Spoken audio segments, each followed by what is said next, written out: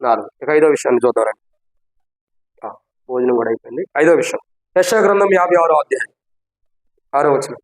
ఇక ఈ మాటలు త్వరగా ముగించేద్దామండి, టైం అయిపోయింది. యెషయా గ్రంథం 56వ అధ్యాయం 6వ వచనం. ఉమ్, ఉమ్, ఉమ్, ఉమ్.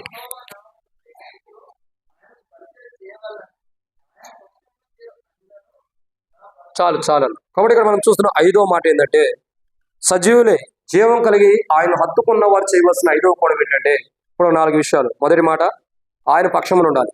2, ఆయన పక్షం చేరాలి. మొదటి 2, ఆయన నామాన్ని ప్రేమించాలి. 3, ఆయనకు దాసులుగా ఉండాలి. 4, ఆయనకి ఇష్టమైన వాటిని మనం కోరుకుని చేయాలి. 5వదిగా చూసినట్టయితే చూడండి, ఆయన నిబంధనను ఆధారం చేసుకోవాలంట. ఏం ఆధారం చేసుకోవాలా? ఆయన నిబంధన. అంటే ఆయన నిబంధన ఏదైతే ఉందో, మనకు చేయబడిందో, ఆ నిబంధన ఆధారం చేసుకుని మనం వెళ్ళాలి భూమి. ఏం ఆధారం చేసుకునండి? దేవుని యొక్క నిబంధనని. అంటే ప్రభు ఏ నిబంధన అయితే మనకి ఇచ్చాడో, ఏ నిబంధన అయితే మనం చేస్తూ వచ్చాడు, ఆ నిబంధన మనం ఏం చేసేయాలా? ఆధారంగా చేసుకోవాలి. మనం చాలాసార్లు కానీ చాలాసార్లు మనం దేవుని నిబంధన ఆధారం చేసుకోం. మరి ఎవరిని ఆధారం చేసుకుంటాం? వృద్ధాప్యులు ఉండేవాళ్ళు నడిచేటప్పుడు కొద్దిగా వంగిపోయి నడుస్తారు కాబట్టి వాళ్ళకి ఏం అవసరమో? స్టిక్ అవసరం, కర్ర. ఆ కర్రను ఆధారం చేసుకుని వాళ్ళు నడుస్తారు, అంతే కదా? మనం కూడా ఏం చేస్తామంటే, కొంత దేవుణ్ణి ఆధారం చేసుకోక, దేవుని నిబంధన ఆధారం చేసుకోకుండా, ఆత్మీయ జీవితంలో, విశ్వాస జీవితంలో, క్రైస్తవ జీవితంలో కూడా మనుషులను ఆధారం చేసుకుని వెళ్తాం. ఎట్లా ఉంటామంటే, ఈ అన్నట్ట ఆరాధన చేస్తున్నాడు, నేను కూడా అట్ట చేయాలి. ఈ అన్నట్ట దేవుని స్థుతిస్తున్నాడు, నేను అట్ట చేయాలి. ఈయన ఎట్ట ప్రార్థన చేస్తున్నాడు, అట్ట చేయాలి. ఈయన ఎట్ట ప్రజలాడు జీవితంలో నేను కూడా అట్ట చేయాలి. అంటే కొన్ని కోణాలు ఎలా ఉంటాయి? ఆయన ఏం చేస్తే నేను అది చేయాలా అంటే, అలాంటి అడుగులో నేను వెళ్ళాలనుకుంటాం. అది మనుషుల్ని అనుసరించడం కానీ దేవుని అనుసరించడం కాదు. కనుక లేఖన భాగాలు అంటే మనుషుని కాదు, దేవుని యొక్క నిబంధన ఆధారం చేసుకుని మనం వెళ్ళాలి. ఈ మనిషి ఎటు చేశాడు, ఆ మనిషి ఎటు చేశాడు, ఆయన ఎట్టున్నాడు, ఈయన ఎట్టున్నాడు, ఎట్టు ఆరాధించాడు, ఎటు ప్రార్థన చేశాడని మనుషుల వైపు కాదు.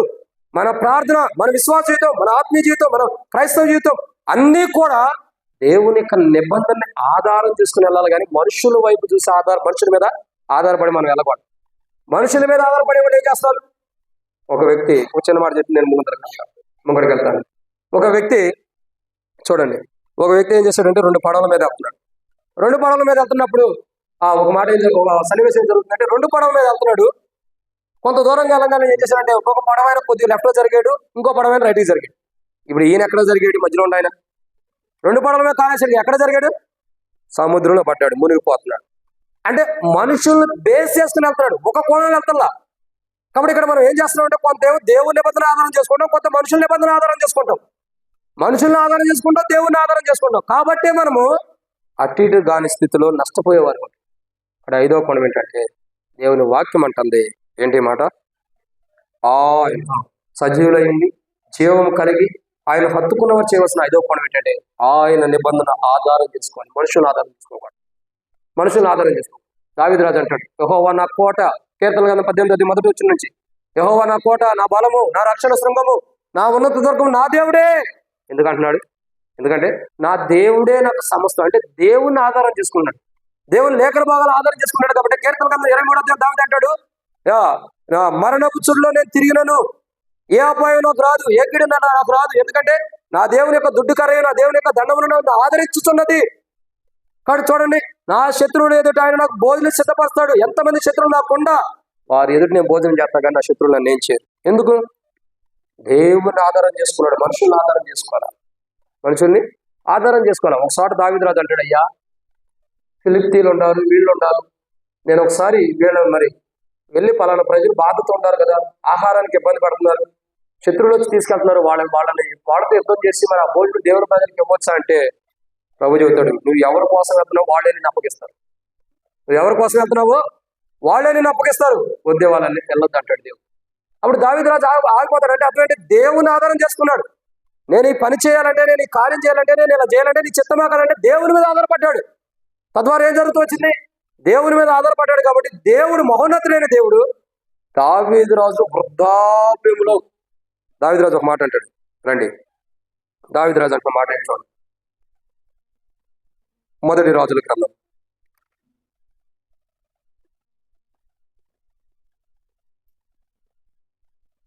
దావీదు రాజు ఏమంటాడు?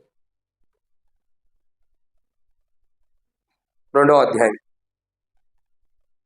మొదటి రాజుల గ్రంథం 2వ అధ్యాయం మొదటి వచనం ఉండండి. ఉమ్, ఉమ్, ఉమ్. చాలన్నా. ఏమంటాడు దావీదు రాజు? లోకులందరూ పోవాల్సిన మార్గం నేను వెళ్తున్నా.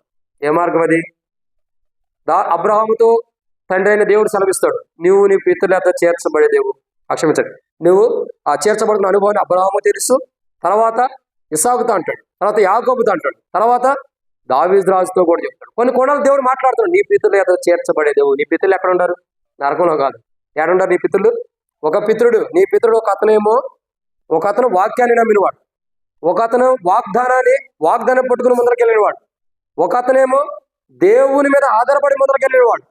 అబ్రహాము వాక్యాన్ని నమ్మాడు, ఇస్సాకు వాగ్దాన పూర్వకంగా దాన్ని అనుసరించి వెళ్తున్నాడు, యాకోబు ఏం చేస్తున్నాడు? 3వ మాట చెప్పే కదా, దేవుని ఆధారం చేసుకుని వెళ్తున్నాడు. ఆ తర్వాత వచ్చినటువంటి 12 మందిలో కొంతమంది తొలగిపోయినా మిగతా గోత్రికులు కూడా దేవుని మీద ఆధారపడి వెళ్తున్నారు. వారి జీవితాలు దేవుల్లో ఉన్నాయి. అందుకే నీ పితరుల యొద్దకు నువ్వు చేర్చబడదేవు అంటే నీ పితరులు ఆ మార్గం లేని ఆ మార్గం లేదు. దావీదు రాజు ఇప్పుడు ఎక్కడికి వెళ్తున్నాడు? లోకులందరూ పోవాల్సిన మార్గం. అంటే అందరికి వృద్ధాప్యులు ఎలా మరణం వచ్చిందో, నిజంగా ఒక మనిషికి మరణం ఎప్పుడు వచ్చింది చెప్పండి? ముగిచ్చేస్తా, త్వరగా చెప్పండి. ఒక మనిషికి మరణం ఎప్పుడు వచ్చింది?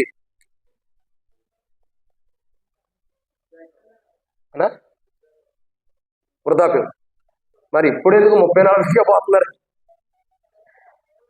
ఎప్పుడైనా వచ్చింది అక్క? సరే, మీరు ఎంతమంది చెబుతుంటే నాకు అసలు చెవుడు ఉంది, సరిగ్గా వినపడతల్లా. నేను చెబుతా చూడండి. బైబిల్ ప్రకారము ఒక మనిషికి ఆయుష్ ఇప్పుడు దినాలు ఎంత? మీకు ఎన్ని సంవత్సరాలు అక్క వచ్చింది? 70. దేవుని కొందనాలు అయితే. కాబట్టి మానవుడికి దేవుడు ఇచ్చిన ఆయుష్ ఎంత? స్త్రీలైనా పురుషులైనా 70 సంవత్సరాలక్క. 80 కలవద్దు, 85 నేను జ్యోతి ఇప్పుడు 70 సంవత్సరాల ఆయుష్. అధిగమించి దేవుడి కృపలో ఉంటే ఎలా ఉండిద్ది? 80. ఇప్పుడు ఈ 10 సంవత్సరాలు ఎలాంటిది? 70 దాటిన తర్వాత 80 వచ్చేంత వరకు కూడా ఎంత నమ్మకంగా చెబుతున్నారు. ఎలాంటిది? ఆయాసము దుఃఖమే. అంటే 70 సంవత్సరాలతో మనం పోవటం మంచిది. 70 సంవత్సరాలు దాటి ఎక్కువ బాధే. 70 సంవత్సరాల లోపు చచ్చిపోయినా బాధే. ఇప్పుడు మనుషులు ఎంతమంది ఎన్ని సంవత్సరాలు చచ్చిపోతున్నారు సహజంగా? హార్ట్ వచ్చిందంటాం, ఇంకా 30, ఇంకా పనికిమాలిన పనులు పెట్టుకుని తల మీద చాలా మంది ఇప్పుడు తొందరగా దేవుని దగ్గరికి వెళ్తున్నారంటారు. దేవుని దగ్గరికి వెళ్తున్నాడు, నరకానికి వెళ్తున్నారు చాలా మంది. కొంతమంది ఏమో భార్యాభర్తలు కొట్టుకుని ఉరి పెట్టుకుంటారు, కొంతమంది ఏమో బళ్ళు విచ్చలవిడిగా స్పీడ్గా తోలి కొంతమంది వెళ్ళిపోతున్నారు, పరవశిని పాటలు పాడేస్తున్నాం. ఇంకా కొంతమంది తిన్నది ఆయుధి కాక ఆమెను ప్రేమించాను, ఎవరు ప్రేమించాను, ఆమె నా ప్రేమ కాదంది, ఎవరు నా ప్రేమ కాదందని ఉరిపెట్టి తెచ్చేవాడు ఒకడు ఉన్నాడు, రైలు కింద పడేవాడు ఇంకోడు ఉన్నాడు, చెరువులో దూకేవాడు ఇంకోడు ఉన్నాడు. ఈ సావులని దేనికొత్తనే? నరకానికి కాదక్క, అది సావులని దేనికొత్తనే? ప్రతి ఒక్కడు దేవుణ్ణి ఆధారం చేసుకోవట్లా, మనుషులను ఆధారం చేసుకుంటున్నాడు. కాబట్టి ఈ సావులన్నీ వస్తున్నాయి. ఆయన తిడితే ఆయన ఆధారం చేసుకున్నావు కాబట్టి ఆయన తిడితే నువ్వు చేస్తున్నావు, ఆమెను ఆధారం చేసుకున్నావు కాబట్టి ఆమె తిడితే నువ్వు చేస్తున్నావు. ఈ చావులని దేని కొరకు? ఒక అమ్మాయిని ప్రేమించినా అమ్మాయి కాదంది, అంతేనా? ఇట్లాంటివి చాలా ఉంటాయి. నేను ప్రేమించి ఒక అమ్మాయిని పెళ్లి చేసుకోవాలనుకున్నా, ఆమె కాదంది, చచ్చిపోవాలనిపించింది. ఆమె కోసం నేను ఎందుకు చచ్చిపోవాలి? బ్రతికుండాలి, ఆ బ్రతికున్నావు.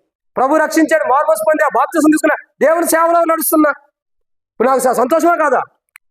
అంటే ఏంటి? ఒక అమ్మాయి కాదన్నది మాత్రం మనం చచ్చిపోవాలా? ఒక అబ్బాయి కాదన్నది మాత్రం చచ్చిపోవాలా? ఇందుకైనా దేవుడు నిన్ను సృష్టించింది. ఆమె కాదంటే నువ్వు చచ్చిపోవడానికైనా నీ తల్లి గర్భం 9 మాసాలు నీ తల్లి మోసింది నిన్ను. నీ తల్లి గర్భం 9 మాసాలు మోసేటట్టు చేసి దేవుడు నిన్ను నీ తల్లి గర్భంలో నీకేం కాకుండా కాపాడి చక్కగా పొత్తిళ్ళ పెట్టిన బిడ్డవాళ్ళని నీ తల్లి గర్భం కాపాడి బయట తీసుకొని నేను కాపాడింది ఆమె కోసం నువ్వు చచ్చిపోవడానికి. ఇందుకోసమే దేవుడు కాపాడింది నిన్ను. ఎంతో మంది గర్భఫలాలు లేవు, నీ తల్లి గర్భంలో నిన్ను ఎందుకు పెట్టాడు? ఆయన చిత్తం ఏంటో నీ పట్ల నెరవేర్చడానికి. నువ్వు ఏదో ఆయన చిత్తం నెరవేర్చాలి ఈ భూమి మీదకి వచ్చి. ఆయన పని ఏదో నువ్వు చేయాలి, అందుకని ఈ లోకాన్ని పంపించాడు. మనం ఆ పనులు మర్చిపోయి పనికిమాలి పనులన్నీ చేస్తాం, చివరికి చచ్చిపోతాం. ఈ దినాల్లో చాలా మంది చావు అంటే నర్సాపూర్ చెరువు సమీపంగా ఉంది కాబట్టి సింపుల్గా ప్రతి ఒక్కడు వెళ్తున్నాడు, దాంట్లో దిగుతాడు. మనకి పంచాయతీలు ఉన్న కొన్ని పంచాయతీలు మందిరం దాకా రానివ్వం కానీ అక్కడక్కడ తీరుస్తాం. ఏంటి అన్న, ఈయన తాగొస్తాడన్నా చెరువులో పడి చచ్చిపోతాను అంటున్నాడు అంటారు చాలా మంది. ఓసారి పడిపోయి అని వదిలేసాం అనుకో, అన్ని రోజులు అంత ముందే ఊరిలో జోక్గా అంటాడు, నిజంగా చేస్తాడన్న రోజు మనం వదిలేస్తాం. ఏ పాట పాడాలి, పాడాలి. ఎందుకు ఈ జీవితం? ఒకటి గుర్తుపెట్టుకో, అసలు మనం ఎందుకు ఈ లోకానికి వచ్చాం? మనం చేయాల్సిన పని ఏంటి ఈ లోకంలో? త్రాగటము, తిరగటము, సిగరెట్లు, బీడీలు, గుటకాలు తాగటము, చెడ్డ ప్రేమలు, లోకాసరమైన ప్రేమలో పడిపోయి ప్రాణాన్ని కోల్పోవటానికి వాళ్ళకి వీళ్ళ కొరకు మనం రాలా. మనం దేవుని దగ్గర నుంచి పంపించబడ్డా ఉంటే ఒక నిర్ణయం ఉంటుంది, ఏదో ఉద్దేశం ఉంటుంది. ఊరకనే మనం ఈ లోకానికి రాలా. సమూయేలుని హన్న యొక్క గర్భంలోకి ఎందుకు పంపాడు? దాని మొదలుకుని బేర్షెబా వరకు ప్రవక్త అనిపించుకోవాలని, ప్రవక్త కావాలి దేవుని ప్రవక్త. మోషేని ఈ లోకానికి ఎందుకు పంపాడు? దేవుని ప్రజల్ని ఐగుప్తు నుంచి బయట తీసుకురావాలా. అబ్రహాంని ఈ లోకానికి ఎందుకు పంపాడు? వాక్యాన్ని నమ్మిన నీతిమంతులకు మాదిరికరంగా ఉండడానికి. ఇస్సాకుని ఎందుకు ఈ లోకానికి పంపాడు? వాగ్దానం నమ్మిన వ్యక్తి ఎలా ఉంటాడో చూపించడానికి. యాకోబుని ఈ లోకానికి ఎందుకు పంపాడు? నమ్మడు ఈ లోకానికి ఎందుకు పంపాడు? ఎందుకంటే దేవుని సంత ప్రార్థన జీవితం ఎలా ఉండాలో నేర్పించడానికి.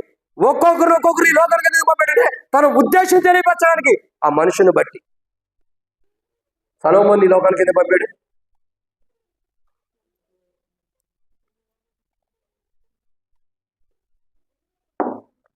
సొలొమోను ఈ లోకానికి ఎందుకు పంపాడు? దేవుని మందిరం కట్టాలి, అందుకు సొలొమోనే పంపాడు. అంటే ఒక్క మనిషిని లోకాన్ని పంపుతున్నాడంటే దేవుని ఉద్దేశం ఏదో ఉంటుంది, ఊరకనే పంపట్లా. ఆ ఉద్దేశాలన్నీ మనం తెలుసుకోకుండా పనికి మళ్ళీ వాటిలన్నింటినీ తెలుసుకుని వాటి వైపు వెళ్తాం. ముందర వాటి వైపు వెళ్ళిపోతాం. మళ్ళీ సంఘ ప్రార్థనలో బైబిల్ స్టడీ ప్రార్థన చేస్తాం. ప్రభా దారి తప్పిపోయాను, తొలగిపోయిన ప్రభా, ఉపాస ప్రార్థనలో కానీ ఆరాధనలో కూడా దారి తప్పిపోయి తొలగిపోయిన నన్ను ప్రభా చేర్చుని సన్నిధికి నీకు వందనాలు ప్రభా. ఇక జీవితకాలం అంతా దారి తప్పిపోతూనే ఉంటాం. వాటికి సరి చేయబడింది ఇంకెప్పుడు బహుమానాల కొరకు ఎప్పుడు ఎదురు చూస్తాం? దేవుని ఆయన నిబంధనని ఆధారం చేసుకుంటే, ఆయన వాక్యాన్ని ఆధారం చేసుకున్న వ్యక్తి ప్రతి సందర్భంలో, ప్రతి కష్టంలో, బాధలో నాకు దేవుని వాక్యం ఉందని దేవుని నిబంధన ఆధారం చేసుకున్నటువంటి వ్యక్తి ఖచ్చితంగా అతని ప్రభుని సజీవుడి నుండి జీవం కలిగి ప్రభుని అద్దుకున్నాడు. కాబట్టి ఖచ్చితంగా ఆ వ్యక్తి దేవుని నిబంధన ఆధారం ఉంటే, దేవుని వాక్యాన్ని ఆధారం చేసుకున్న వ్యక్తి పరలోక రాజ్యంలో ఉంటాడు. ఇదెన్నో మాట. చివరి మాటలు త్వరగా ముగిద్దామండి, ఇక సిగ్నల్ వచ్చింది, అక్కడ కూడా కంప్లీట్ అయింది. యెషయా గ్రంథం 56వ అధ్యాయం. యెషయా గ్రంథం 56వ అధ్యాయం 6వ వచనం.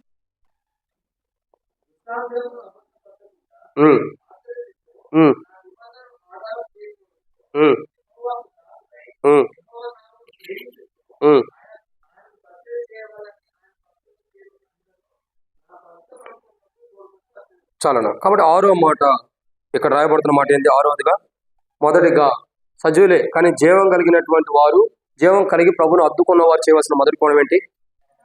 ఆయన పక్షం చేరాలి. రెండోది ఆయన నామాన్ని ప్రేమించాలి. మూడోది ఆయనకు దాసులే ఉండాలి. నాలుగోది ఆయన నిబంధనని ఆధారం చేసుకోవాలి. ఎన్నో మాట ఇది? 4గా ఎత్తేవాకనమ్మ మీరు రాసుకోకపోతే పాయింట్ ఎత్తేయదు. 4వదిగా ఆయనకి ఇష్టంగా ఉండాలి. 5 ఆయన నిబంధనను ఆధారం చేసుకోవాలి. ఇక 6వ కోణం ఏంటంటే ఇక్కడ రాయబడిన మాట, ఆయన విశ్రాంతి దినంలో అపవిత్రపరచకూడదు. ఆయన విశ్రాంతి దినం. కొంతమంది ఆరాధన చేస్తారు, ప్రభా నీ విశ్రాంతి దినం ఇచ్చేవాని. ఇది విశ్రాంతి దినం కాదండి. ఆదివారం అన్నది విశ్రాంతి దినం కాదు. మరి ఏ దినం? రవివారం. ఆదివారం అంటే ఏంటన్నా నేను? ఆదివారం అన్నది పునరుద్ధానపు రోజు. అంటే ప్రభు మన కొరకై సజీవుడిగా లేచాడని పునరుద్ధానపు రోజు ఆదివారం అంటాం. ఇక్కడ మనం గమనించాల్సిన కోణం ఏంటంటే, ఎన్నో మాట ఇది?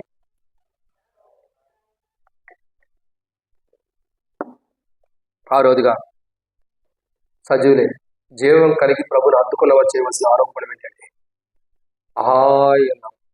ఏం చేయాలి? ఆయన విశ్రాంతి దినంలో అపవిత్రపరచకూడదు, పవిత్రంగా కాపాడుకోవాలి. ఇప్పుడు దేవుడిచ్చిన ఒక రోజును మనం అపవిత్రపరచకూడదంటే, దేవుడిచ్చిన ఒక రోజునే మనం అపవిత్రపరచకూడదంటే ఇంకా దేవుని మందిరం ఎంత బాగా చూసుకోవాలి చెప్పండి? దేవుని సన్నిధిలో మన దేహంలో దేవుని కాలయం, వీటిని ఎంత బాగా చూసుకోవాలి? బైబిల్ చెప్పే మాట ఏంటంటే ప్రియులారా, 5వదిగా దేవుని యొక్క ప్రభు యొక్క పునరుద్ధానం దినం కానీ ప్రభు రోజున కానీ అపవిత్రపరచకూడదు. ఈ ప్రభు దినమును మనం ఎలా ఉండాలా? పరిశుద్ధంగా కాపాడుకోవాలి. ఈ ప్రభు దినం ఎంతో విలువైనదిగా కాపాడుకోవాలి. దీన్ని అపవిత్రపరచకూడదు. ఎప్పుడైతే మనం ప్రభు యొక్క పరిశుద్ధమైన దినమును అపవిత్రపరుస్తామో అప్పుడు పరిశుద్ధమైన రాజ్యానికి మనం వెళ్ళవేట. పరలోకం నుండి త్రోసివేయబడతాం, ఈ లోకంలో వెళ్ళబడతాం. కాబట్టి ఇక్కడ 6వ మాట ఏంటంటే, ఆయన విశ్రాంతి దినంలో అపవిత్రపరచకూడదు. అంటే ఆయన రోజుని, ఆయన మన కొరకే నియమించినటువంటి రోజుని అపవిత్రపరచకూడదు. ఇప్పుడు ఆయన రోజును అపవిత్రపరుస్తూ మనం అపవిత్రులుగా బలలో పాల్గొంటే దేవుని యొక్క తీర్పుని తెచ్చుకుంటాం. అట్టి తీర్పు మనకు రాకూడదని యేసు ప్రభువు కలువరిశిలో మన కొరకు ప్రాణం పెట్టి, ఇంకా ప్రాణం పెట్టిందే కాదు, ఆయన మరణం ద్వారా, ఆయన పునరుద్ధానం ద్వారా, ఆయన మరణ భూస్థాపన పునరుద్ధానం ద్వారా మనం ఆ అడుగులో తీసుకొచ్చి ఇంకా ఆయన దేహం మనకు సమీపం ఉంచాడు. ఎందుకంటే ఎక్కడ మనం తొలగిపోయి దేవుని సంఘంగా ఎత్తబడుకోకుండా దేవుని రాజ్యాన్ని కోల్పోతామని మనకు సమీపంగా ఉంచాడు. మనం సజీవులుగా ఉండి మనలో క్రీస్తు యొక్క జీవం కలిగి దేవుని హద్దుకొని చేయవలసిన పని ఏంటో మనకు తెలియపరిచి, మీరు ఇలా ఉండండి ఎప్పుడే దేవుని రాజ్యం ఉంటారని తెలియపరచడానికి ఆయన దేహాన్ని మన మధ్యలో ఉంచాడు. అటు దేహం కలిగి ఉన్న మనం, అటు దేహాన్ని కలిగి ఉండే ఆ దేహంలో మన మధ్యలో కలిగి ఉన్న మనం ఏం చేయాలి? ఆ దేహంలో అపవిత్రంగా పాల్గొనకూడదు. మనుషుని అపవిత్రపరిచేది ఏంటి? కొన్ని మాటలు చెప్పడం ముగిచ్చేస్తాం. మనుషుని అపవిత్రపరిచేది ఏంటి? దేహం అపవిత్రపరిచిద్దా పరచదా చెప్పండి. మనుషుని అపవిత్రపరిచిద్దా లేదా? చెప్పండి, త్వరగా చెప్పండి, ముగిచ్చదా. నాకు చాలా ఆకలి వేస్తుంది, త్వరగా ముగించాలని. స్టార్ట్ చేసింది 12:30 ఆకలి. చెప్పండి, మనుషుడి దేహము అపవిత్రపరచబడుతుందా లేదా? మనుషుడి దేహం అపవిత్రపరిచిద్దా లేదా? అపవిత్రపరచబడుతుందా లేదా? అవునా? మనుషుడు దేహము అపవిత్రంగా ఉంటుంది. మనుషుడు దేహంలో ఉన్నది అపవిత్రం. మనుషుడు అపవిత్రమైన దేహాన్ని కలిగి ఉండడు. ఓకే, అసలు మానవుని అపవిత్రపరిచేది ఏంటో తెలుసా? దేహం కాదు, దేహంలో ఉన్నవి కాదు, క్షమించండి, దేహంలోకి వచ్చేవి కాదు, దేహంలో నుండి బయటకు వచ్చే మానవుని అపవిత్రపరుస్తున్నాయి. ఏం అపవిత్రపరుస్తున్నాయి? మానవుని అపవిత్రపరిచేది దేహంలోకి వచ్చినవి కాదు, దేహంలో నుండి బయటకు వచ్చేది అపవిత్రపరిచేదట. ఇప్పుడు ఈ దేహం తింటున్నాం, ఈ రక్తం తాగుతున్నాం, లోపల పరిశుద్ధులుగా ఉంటున్నాం, పరిశుద్ధత కలిగి ఉంటున్నాం దేహం ఆత్మీయ జీవితంలో. మళ్ళీ ఈ ఆత్మీయ జీవితంలో పరిశుద్ధపరచబడిన మనలో నుండి వచ్చే మాటే మనల్ని అపవిత్రపరుస్తుంది. అర్థమవుతుందండి? లోపలికి వెళ్ళేవి కాదు, బయటకు వచ్చే మనల్ని అపవిత్రపరుస్తుంది. అంటే లోపలికి వెళ్ళేవి కాదు, బయటకు వచ్చేవి. అంటే మన జీవితంలో మనం చెవుల ద్వారా వినేవి, చూసేవి మనల్ని అపవిత్రపరిచే వాటికంటే మన హృదయంలోకి విన్నటువంటి మాటల్లో నుండి బయటకు వచ్చేవి మనల్ని అపవిత్రపరుస్తున్నాయి. ఏవి బయటకు వచ్చాయి అంటే నువ్వు ఏ మాట అయితే మాట్లాడతావో లోపలికి ఎన్నన్నా విను, పక్కనోడు ఎన్ని బూతులన్నా తిట్టినాయి అవి అంటావు, అదే మాట నువ్వు మాట్లాడితే నువ్వు అపవిత్రుడు అయినట్టేగా. మీకు అర్థమవుతుందండి? లోపలికి వెళ్ళేవి కాదు మానవుని అపవిత్రపరిచేది, బయటకు వచ్చేవి. అంటే మన దేహంలో ఉండవు కాదు, మన దేహం నుంచి బయటకు వచ్చే మనల్ని అపవిత్రపరుస్తాయి. కాబట్టి మన దేహంలో ఉండవి మనల్ని బయటకు వచ్చే ప్రతి మాట, మనం మాట్లాడే ప్రతి మాటే మనల్ని అపవిత్రపరచబడి క్షమించి మనల్ని అపవిత్రపరుస్తుంది. అక్కడ మన జీవితంలో పనులలో పాల్గొంటే ఎలా పాల్గొంటున్నాం? ప్రభు దినం, ప్రభు యొక్క పునరుద్ధాన దినం. ఆయన నీ కొరకు నా కొరకు ఆయన దేహాన్ని, ఆయన రక్తాన్ని ఇవ్వడానికి ఆయన ఎన్నో అవమానాలు, ఎందరో బాధలు పడి, ఆయన దేహం దున్నబడి, నలగొట్టబడి, నాగసారు వాళ్ళు దున్నబడి ఆయన దున్నబడిన దేహంలో చిందించబడిన రక్తం ద్వారా మనల్ని ఎంతగానో శుద్ధి చేసి మనం పవిత్రపరిచాడు. అందుకే మొదటి యోహాను రాసిన పత్రిక 1:7 రాయబడుతూ వచ్చింది, యేసు రక్తం ప్రతి పాపం నుండి మనల్ని పవిత్రంగా చేయను రాయబడుతూ వచ్చింది. యోహాను సువార్త 1:29 వచ్చింది, ఇదిగో లోక పాపను మోసుకొని పోయి దేవుని గొర్రె పిల్లని రాయబడుతూ వచ్చింది. ఈ మాటలు దేని కొరకు రాయబడి అంటే మనల్ని పవిత్రపరచడానికి. అపోస్తలుడైన పౌలు రోమీయులకు రాసిన పత్రిక 5:8 రాయబడుతూ వచ్చింది. చక్కని మాట ఏంటి తెలుసా? అక్కడ రాయబడిన మాట ఏంటంటే అపోస్తలుడైన పౌలు రోమీయులకు రాసిన పత్రిక 5:8-9 రాయబడుతూ వచ్చింది, యేసు ప్రభువారి యొక్క రక్తం మనల్ని ఉగ్రత నుండి కాపాడుతుందంట. అంటే ఆయన దేహం, ఆయన రక్తం మనల్ని కాపాడటానికి లోపల. అయితే మనం అపవిత్రపరచుకుంటే ఒకసారి అపవిత్రమే, మనల్ని కడిగి పవిత్రపరిచాడు, అన్యులు కూడా మనల్ని పరిశుద్ధులుగా చేశాడు. ఇప్పుడు మనం ఇంకా అపవిత్రులుగా జీవిస్తే అదే అపవిత్రమైన జీవితంతో బలలో పాల్గొంటే దేవుని రాజ్యానికి ఏడాతో గుర్తుపెట్టుకోండి.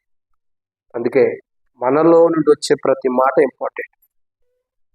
మనలో నుండి వచ్చేది ప్రతి ఇంపార్టెంట్. ఆ మాటే మనం పరిశుద్ధులమో అపవిత్రులమో ఎంచింది. అది మనం విన్నవి కాదు, మనలో నుండి వచ్చే మాట ఎలా ఉండాలా? చాలా జాగ్రత్తగా ఉండాలి. ఇదన్నమాట 7వ విషయం చూద్దాం.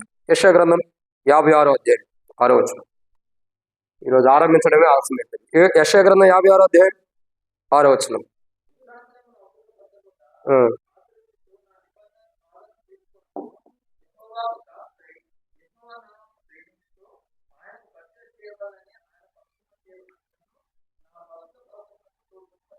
చాలా. కాబట్టి మనం చూస్తున్న 7వ మాట ఏంటంటే దేవుని యొక్క వాక్యం చెప్పబడుతుంది. 7వ విషయం, సజీవులైంది సజీవులైంది జీవం కలిగినటువంటి వారు ఆయన హత్తుకుని చేయవలసిన 7వ ప్రాముఖ్యత ఏంటంటే రాయబడుతుంది, ఆయనకు పరిచర్య చేయవలెను. ఏం చేయాలండి? ఆయనకు పరిచర్య చేయాలి. ఎవరో పరిచర్య చేయాలా?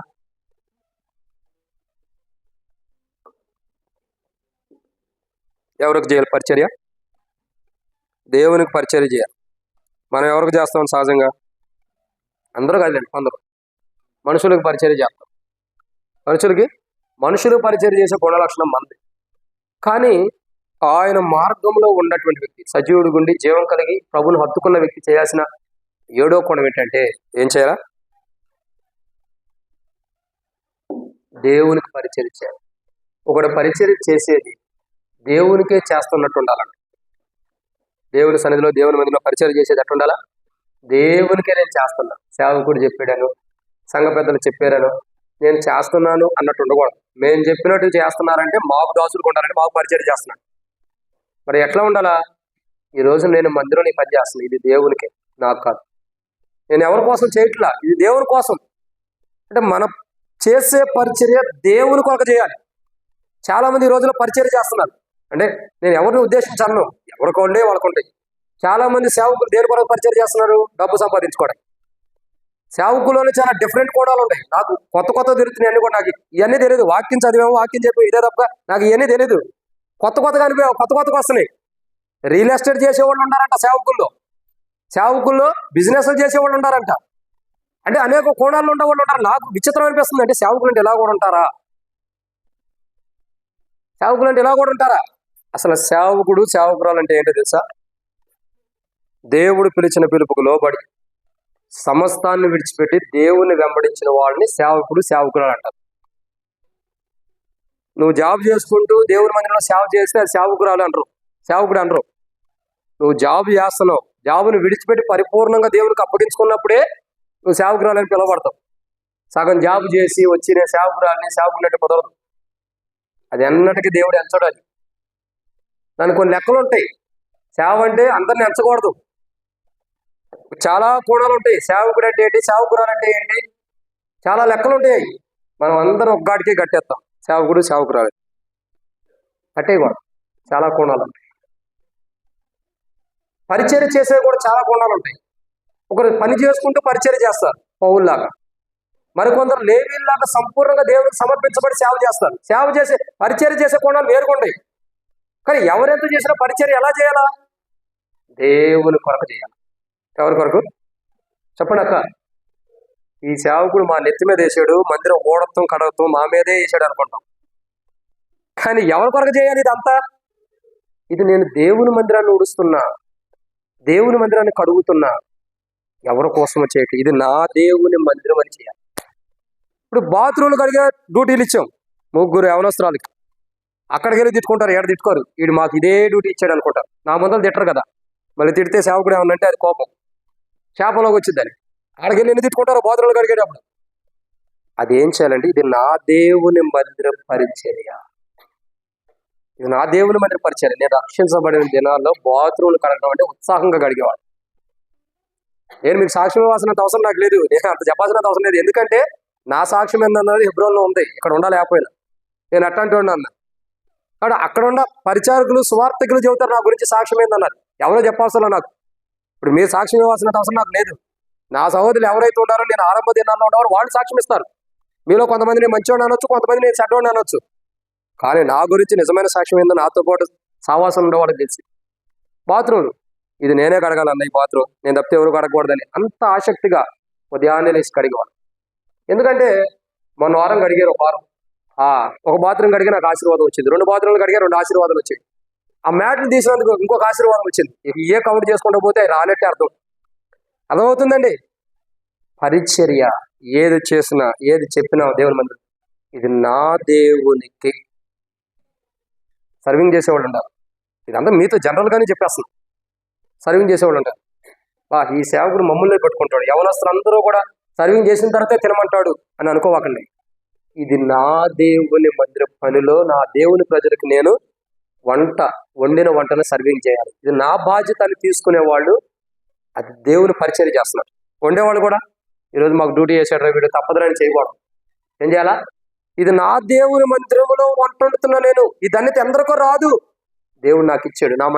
నా దేవుని మందిరం ఊడ్చే ధన్యతైనా, బాత్రూమ్లు కడిగే ధన్యతైనా, మందిరంలో పరిచర్య చేసే ధన్యతనైనా, మందిరంలో ఏదైనా వాష్రూమ్స్ కడిగేదైనా, మందిరంలో ఏదైనా భోజనం వడ్డించేదైనా, మందిరంలో భోజనం తయారు చేసేదైనా, మందిరంలో మ్యాట్స్ వేసేదైనా, మందిరంలో ఏ పని చేసినా ఇది నా దేవుడు నాకు ఇచ్చాడు, ఇది ఎవరికో లేని ధన్యత నాకు ఇచ్చాడు అని సంతోషించాలే కానీ సనుగులు గొనుగులు ఉండకూడదు. అలా ఉంటే చెప్పేసేయండి, మిమ్మల్ని మార్చేస్తాం. అక్కడ ఏముండకూడదు, సనుగులు గొనుగులు ఉండకూడదు. ఇది నా దేవుడు, నన్ను సృష్టించినవాడు, నన్ను నిర్మించినవాడు, నన్ను నా తల్లి గర్భంలో నుండి కాపాడి, పిండంగా ఉన్నప్పుడు కాపాడి ఈ లోకాన్ని తీసుకొచ్చి నన్ను కాపాడి నా దేవుడు నాకు ఇచ్చిన పని. ఇది నా దేవుని మందిర పని, వేరే ఉండదు కదా. నా దేవుని మందిరంలో నేను పని చేయడానికి కూడా యోగ్యురాలు కాదు, కానీ నా దేవుడు నన్ను ఎన్నుకొని నాకు ఈ పని ఇచ్చాడు, దాన్ని నేను విడిచిపెట్టకూడదు. దేవుడు ఎన్ని రోజుల వరకు నాకు ఇస్తాడో అన్ని రోజులు నేను నమ్మకంగా చేయాలి. ఇప్పుడు ఎవరికి చేస్తున్నట్టు పరిచర్య అడుగుతాం, అన్నా ఏం చేయాలి ఇప్పుడు అంటే నన్ను అడుగుతున్నా కాదు, నీకు ఇచ్చిన పని ఏంటో నీకు తెలుసు. అది చేయాలా వద్దా అన్నది నువ్వు. చేయకపోతే దేవుని పరిచర్య చేయట్లా, చేస్తే అంటే ఏ పనిలో ఆ పనిలో మన నమ్మకంగా ఉండాలి. ఒక ఎగ్జాంపుల్ చెబుతాను, చాలా విషయాలు. దేవుడు మనల్ని పిలిచిన పిలుపులో, ఆ సేవా పిలుపులో కూడా నమ్మకంగా ఉండాలి. దేవుని పరిచర్య అంటే అంత ఆషామాషి కాదు. ఏలి యొక్క కుమారులు దేవుని మందిరంలో పరిచర్య చేస్తూ పాపం చేశారు. ఏమైంది? ఏలి యొక్క ఇద్దరు కుమారులు ఏలి ఒకే రోజు చచ్చిపోయారు. దేవుని మందిరంలో పరిచర్య చేయటం దేవునికని చేయకపోతే, స్వార్థంతో చేస్తే మరణం వచ్చింది. అది తప్పు చేస్తున్నప్పుడు గద్దించకపోయినా గద్దించినోడికి కూడా మరణమే వచ్చింది. అంటే ఇప్పుడు ఏంటి, మీరు సరిగా మీకు అప్పచెప్పిన పరిచర్య చేయకపోతే, నేను గద్దించకపోతే ఏలియా తన కుమారుని ఎలా సమర్థించుకున్నాడు, ఏలియా కదా ఏలి, అట్లా మేము కూడా సమర్థించుకున్నట్టే.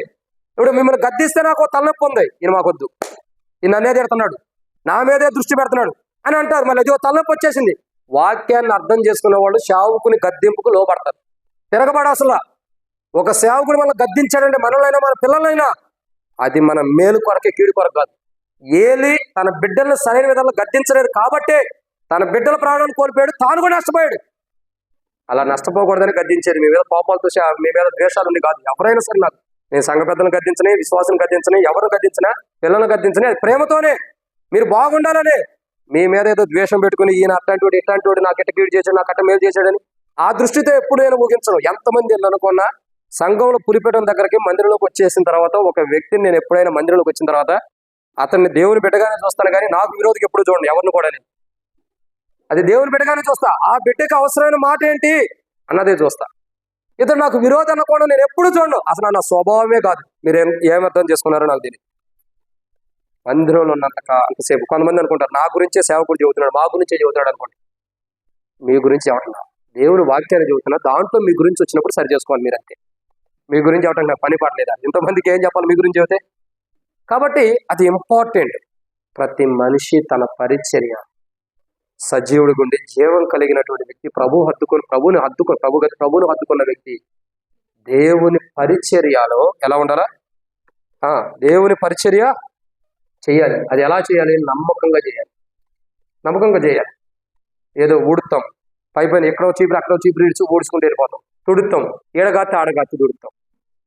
మనం తుడిచేదానికి మరకలు కూడా పోవు, అంత నమ్మకంగా తుడుస్తాం. అంటే ఆ పరిచర్య నమ్మకమైనది కాదు. అది ఇష్టపూర్వకంగా చేయట్లేదని అర్థం. ఇంకా ఆళ్ళు చూడాలి, వీళ్ళు చూడాలి, సేవకుడు లేదా విశ్వాసం చూడాలి, ఆళ్ళు వీళ్ళని చేయడం తప్ప ఇష్టపూర్వకంగా కాదు. నిజంగా ఇష్టపూర్వకంగా చేసేవాళ్ళు ఏం చేస్తారు చెప్పండి? నా కుటుంబానికి తెలుసు, నా జీవితంలో నా కుటుంబానికంటే, నా పిల్లల కంటే, నా భార్య కంటే, నా యొక్క ఇంటి కంటే కూడా నేను ఎక్కువ ప్రేమించేది మందిరాన్ని. నా జీవిత సంగతి మీకు చెప్పాల్సినంత అవసరం లేదు, ఎందుకంటే మీకు తెలిసినా జరిగిపోయినా, చూసినంతవరకు చూస్తున్నారు ఎంతవరకు దేవుని మందిరం ప్రేమిస్తున్నాడు. నేను ప్రేమించేది ఎవరినో నాకు తెలుసు, మీరు ప్రేమించేది ఎవరో మీకు మాత్రం తెలుసు. ఒకటి చెప్పాల్సిన మన గురించి సాక్ష్యం చూడండి. దేవుని మందిరంలోకి వచ్చేటప్పుడు నేను రావడంతో మొదట చూస్తా, స్టార్టింగ్ ఆ ఎంట్రన్స్ లో చూస్తా, ఆడ మట్టి ఉందా, ఆ మట్టి బాటకు నీళ్ళు పోయాలని చూస్తా. పైకి ఎక్కేటప్పుడు ఆ నల్ల మ్యాట్స్ ఎలా ఉన్నాయి, పైకి వచ్చేటప్పుడు మనుషుల అడుగులు ఉన్నాయా. నేను ఆల్రెడీ ఆరాధన చేసేటప్పుడు కూడా బయటికి లోపల తిరుగుతా, ఎందుకంటే మందిరం ఎట్లా ఉందని చూసుకుంటా ఉంటా. మొదట నేనే కాలికి తిరగడం, వరకు తిరగడం, మందిరం ఎట్లా ఉంది. మందిరంలోకి వచ్చిన తర్వాత కూడా నేను చూసుకుంటూ వస్తా. ఈ వాక్యాన్ని ఎందుకంటే ఇచ్చాను తెలుసా? నా దేవుని మందిరము ఖాళీగా ఈ పోస్టర్ ద్వారా ఉండకూడదు, వాక్యంతో నింపబడాలి. అంటే దేవుని మందిరాన్ని నాకు ఎక్కువ ప్రేమించడం తెలుసు. నిజం చెప్పాలంటే నా భార్య పిల్లల కంటే కూడా, నా తండ్రి కంటే కూడా, నా యొక్క సహోదరుడి కంటే కూడా, నా ఇంటి కంటే కూడా నేను ప్రేమించేది దేవుని మందిరాన్ని. అందుకే ఒక మాట ఉంది, యెహోవా నీ తేజో మహిమ స్థలమును నీ మందిరమును నేను ప్రేమించుతున్నాను. ఎంత గొప్ప అనుభవం. ఈ సహోదరుడా భక్త్ సింగ్ గారు కూడా హెబ్రోనుకు అదే వాక్యం రాపించాడు. నీ తేజో మహిమ నిలుచు స్థలమును, నీ తేజో మహిమ నిలుచు స్థలమును, నీ నివాస మందిరంలో నీ తేజో మహిమ నిలుచు స్థలం నేను ప్రేమించుతున్నాను. హెబ్రోన్లోకి వెళ్ళి చూడండి, పైన హెబ్రోన్ ఎర్మోన్లో కాదు, ఖచ్చితంగా ఆ వాక్యం రాయబడి ఉంది. ఎందుకంటే మనం దేవుని మందిరాన్ని ప్రేమించాలి. దేవుని పరిచర్యని ప్రేమించి మనం చేసినప్పుడు ఆ పరిచర్య ఫలభరితం. మీకు ఇంకో మాట చెప్పి నేను ముగిచ్చేస్తాను, ఇప్పుడు గుర్తుపెట్టుకోండి. ఆయన పరిచర్య నమ్మకంగా మనం చేసినప్పుడు మనం అడగని వాటిని కూడా ఆయన దగ్గర నుంచి పొందుకుంటాం. ఏం పొందుకుంటాం? అడగని వాటిని కూడా. మన జీవితంలో మనం కొన్ని అడగవసరలా, మనం ఆయన మందిరంలో నమ్మకంగా ఆయన పరిచర్య చేయి. ఆయనను వడకోకుండా ఎక్కర్లేంటి ఎరిగిన దేవుడు కాబట్టి నీకు అన్ని చేస్తాడు. మనం నమ్మకత్వం కలిగి పరిచర్య చేయాలి. ఆయన ఏం కావాలో ఇస్తాడు. అది గుర్తుపెట్టుకోండి. దేవుని మందిరంలో ఎలా ఉండాలా? నమ్మకమైన పరిచర్య. వారానికి 3 సార్లు చేపలు వేయాలంటే 3 సార్లు వేయాలి. వారానికి 3 సార్లు కడగాలంటే 3 సార్లు కడగాలి. అంటే ఏది మనకు అప్పగించారో దాన్ని నమ్మకంగా చేసినప్పుడు నువ్వు వడక్కోకుండానే దేవుడిని ఎక్కడ తీరుస్తున్నావు. నువ్వు దేవుని మందిరం పనిలో ప్రేమించి చేస్తున్నావు, ఇష్టపడి చేస్తున్నప్పుడు దేవుడిని ఇష్టాన్ని తీర్చడా? అది తెలుసుకున్న వారు ధన్యులు. కాబట్టి ఇక్కడ ప్రశ్న ఏంటంటే, ప్రభు బల దగ్గరికి వచ్చిన మనం, నోరు ముయ్యొద్దమ్మా, దేవుని మందిరం దగ్గరికి వచ్చిన మనం ప్రభు సన్నిధిలో దేవునికి ఇష్టమైన పరిచయం మనకు అప్పగించింది ఎంతవరకు చేస్తున్నాము? దేవుడు మనల్ని ప్రేమించిన పరిచర్య ఎంతవరకు ఇష్టంగా చేస్తున్నాము? కష్టంగా ఎంతవరకు చేస్తున్నాం? ఎంతవరకు ఇష్టంగా చేస్తున్నాం? కష్టంగా చేస్తున్నాం. నీకు ఏ పరిచర్య అయినా దేవుడు ఇవ్వనండి. ఏదాన్ని మందిరంలో చాపలేసేదా, బాత్రూమ్లు కడిగేదా, వంట ఉండేదా, సర్వింగ్ చేసేదా, గ్లాసులు పెట్టే పరిచర్య, సంఘ పెద్ద పోస్టా, పాటలు పాడే హోదానా, ఇంకేదన్నా దేవుని మందిరంలో నీకు ఏ పొజిషన్ దేవుడు ఇచ్చాడు, ఒకటానికి అది ఏ పొజిషన్ ఇచ్చినా నువ్వు నేను దాన్ని ఎంతవరకు కాపాడుకుంటున్నావు అంటే ఆ పరిచర్యలో ఎంతవరకు నమ్మకంగా ఉన్నావు అన్నది ఇంపార్టెంట్. ఆ పరిచర్యలో నమ్మకస్తులుగా మనం ఉంటున్నప్పుడు ఏ పరిచయం నీవైనా నేనైనా ఎవరైనా సేవకులైన విశ్వాసమైన ఆ బలలో పాల్గొనడానికి మనం యోగ్యులం కాదు. ఆయన పరిచర్య నమ్మకంగా చేయాలి. వాళ్ళే నమ్మకమైన వారే, ఆయన పరిచర్యలో నమ్మకంగా ఉన్నవారే ఓ రోజు పరలోక రాజ్యంలో ప్రవేశించి తమ కొరకు సిద్ధపరచబడిన రాజ్యం వారు స్వతంత్రించుకుంటారు. ఈ లోకంలో అపనమ్మకంగా నమ్మకం లేని వారిగా నమ్మక ద్రోహమైనటువంటి జీవితాన్ని మనం జీవిస్తే దేవుని మందిర పరిచర్యలో నమ్మక ద్రోహులుగా ఉంటే ఒకరోజు పరలోక రాజ్యానికి వెళ్ళలేము. నమ్మక ద్రోహం అంటే దేవుడు మనం నమ్మి మనకు అప్పచెప్పిన పనిని మనం చేయకపోతే నమ్మక ద్రోహం చేసినట్టే.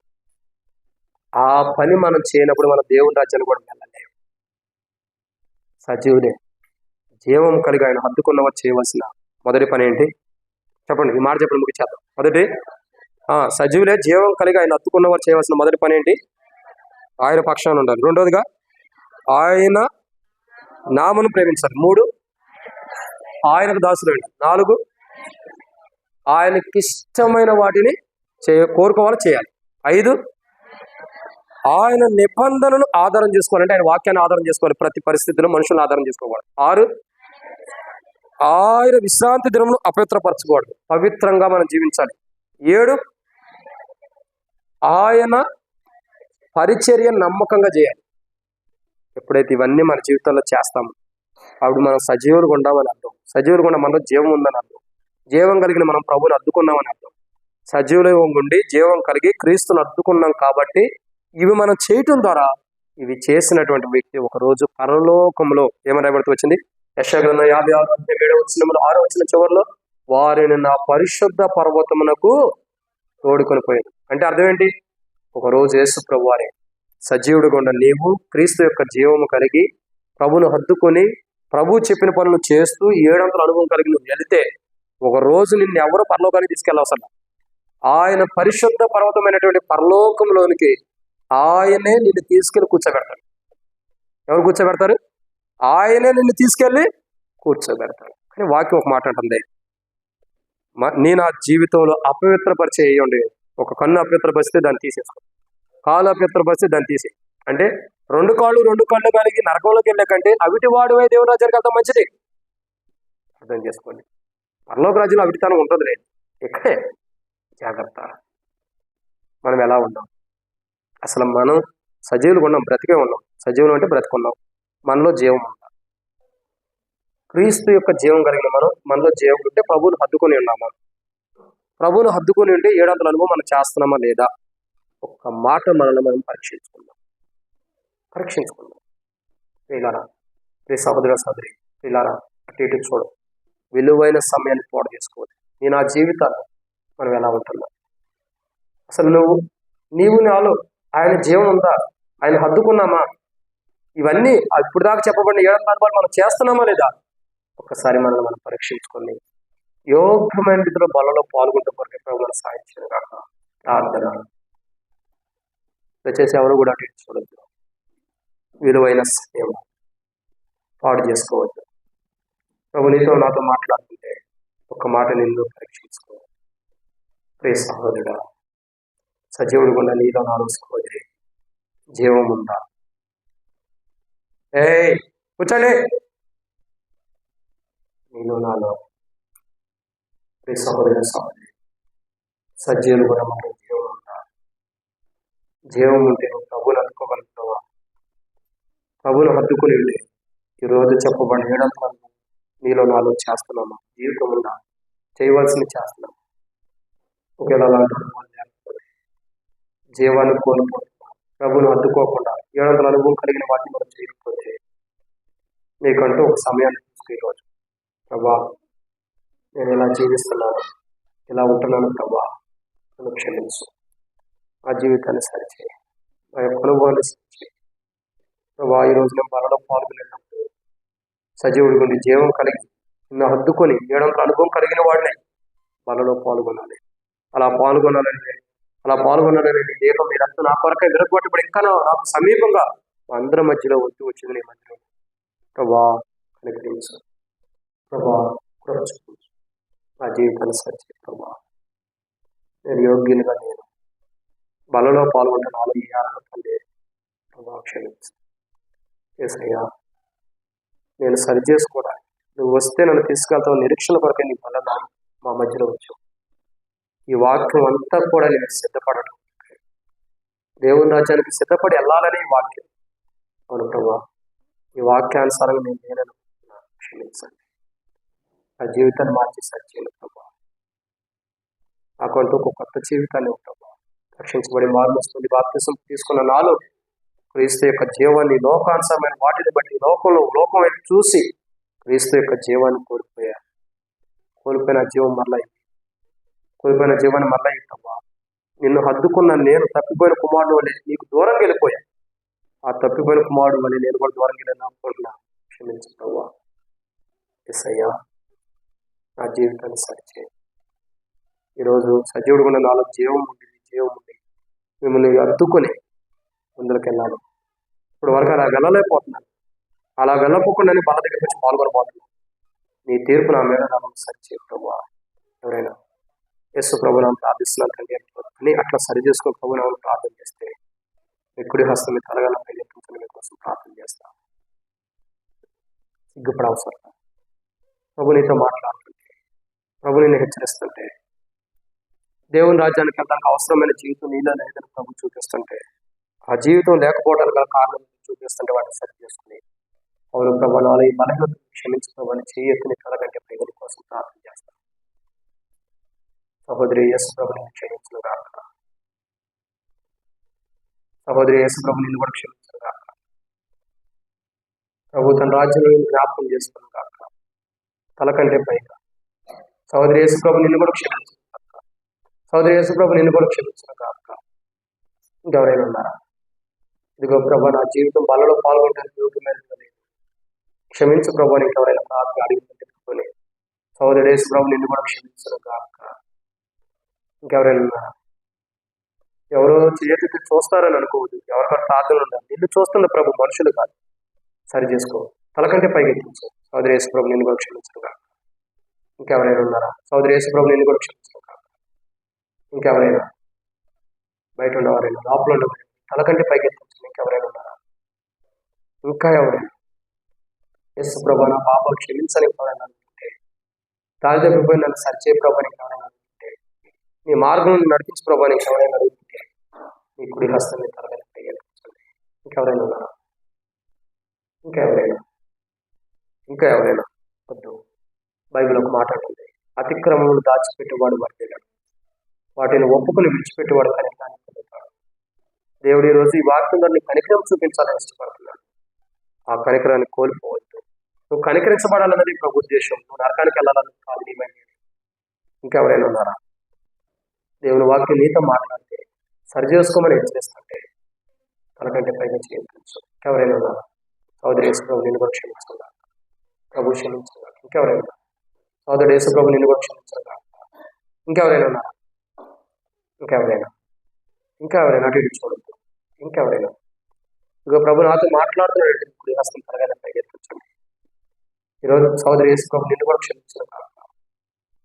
ఈరోజు నీకు ఎంతో దివ్యమైనటువంటి సందర్భం ఇది. నీకు దేవునికి మధ్యలో ఉన్నటువంటి బలహీనతలు పోయే సందర్భం ఇది. ఎన్ని దినాలు ఎలా అయోగ్యంగా పాల్గొంటావో తెలుసుకుని యోగమైనతో పాల్గొనడానికి అవకాశం ఇది. ఎవరైనా ఉన్నారా? దాచిపెట్టద్దు. మనం చేసిన పొరపాటు బలహీనత అవిధేయతను దాచిపెట్టి ఒక రోజు బలలో పాల్గొన్న దేవుని తీర్పు వచ్చి నరకానికి వెళ్తాం. అలా వెళ్ళకూడదని ఈరోజు ప్రభు కోరిక. ఇంకెవరైనా ఉన్నారా? ఇంకెవరైనా? సోదరు యేసు ప్రభు నేను కూడా క్షమించుగా. ఇంకెవరైనా? ఇంకెవరైనా? ప్రార్థన చేస్తాం. ప్రార్థన ఇట్లా కళ్ళు మూసుకోనండి. ఎవరు కూడా అటు ఇటు చూడొద్దు. చేయతే తీర్మానం చేసుకున్న తీర్మానం ప్రభు స్థిరపరచును కాక. ప్రార్థన కళ్ళు మూసుకోనండి.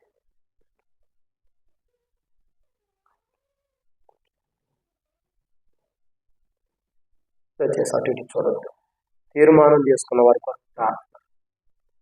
ప్రార్థన చేసుకుందాం.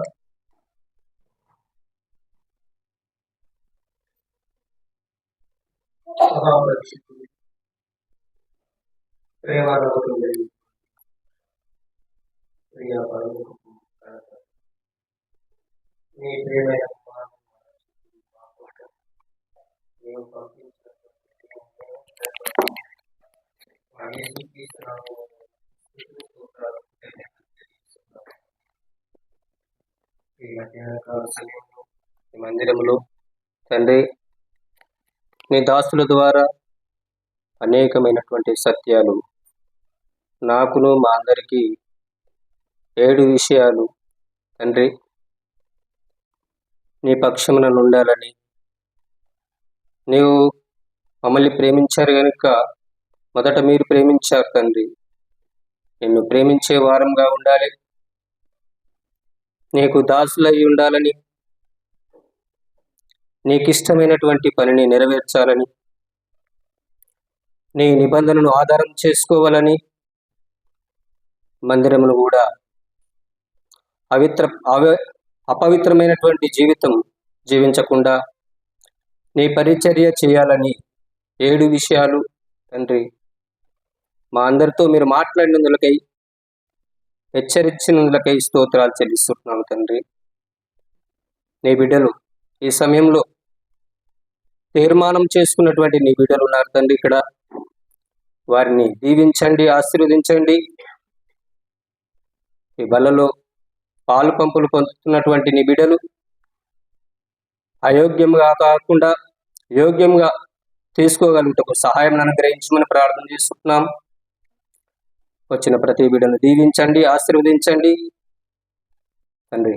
అదేవిధంగా నీ దాసుల్ని పరిచర్యలో, మహిమదాస్ గారిని పరిచర్యలో బలముగా వాడుకుంటున్నందులకే స్తోత్రాలు చెల్లిస్తున్నాం. కుటుంబమును, నీ దాసురాలను, కుటుంబమును, పిల్లలందరినీ మీరు దీవించి ఆశీర్వదించమని, ఇక్కడ వచ్చినటువంటి ప్రతి బిడ్డను పేరు పేరు వరుసన మీరు దీవించి ఆశీర్వదించమని నన్ను మమ్మల్ని అందరినీ జ్ఞాపకం చేసుకోమని సమస్తము నీకే స్తుతి స్తోత్రాలు వందనాలు చెల్లించుకుంటూ యేసు క్రీస్తు నామములో ఈ ప్రార్థన మీకు సమర్పిస్తున్నాము తండ్రి.